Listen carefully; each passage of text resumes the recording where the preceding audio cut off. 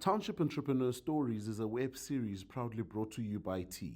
We profile small businesses nationwide that are providing services and products ekasi. My name is Masechaba Mntloatse.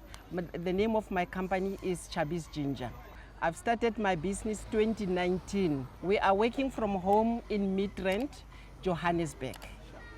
I've started the business because the recipe, it was from my mother-in-law. It used to be a cake. She used to do a Gemere for the community, for the churches, and it was so much in demand. And I then converted to a powder form.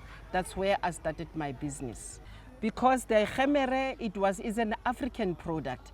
It used to be in demand. That's how we started, because they used to do it for the weddings, for the funerals. It used to be a kick for the African people.